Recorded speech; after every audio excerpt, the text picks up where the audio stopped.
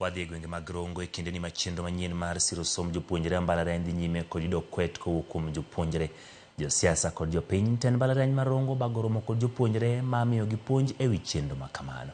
Ka giloso romo makamano mane okelo kanyakla jolony e sekta mar somo, jalup chancellor mar mbalariany mar Rongo Ngire Samuel Gudu ne okawo chung' ni nitiere dwaro maduong' mar miyo jopuonjre kod jonyuol ler malong'o e wi chendo manyien mar siro somb jopuonjre e mbalariany.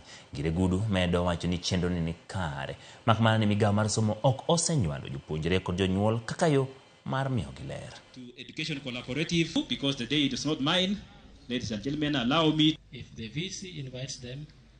We have gone at great lengths to explain to our students the new student funding model.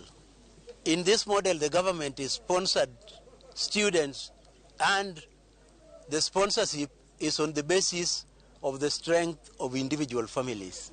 And therefore, we have taken opportunity to explain to our students. We have invited the University Fund Board and the other government agencies to come, and together we explain to our students how the government is sponsoring the students now in the new funding model. But I just want to say, even though one would want to call it the new funding model, this model has been there from time immemorial. When you are already having such a career fair, students' eyes are opened to the opportunities out there.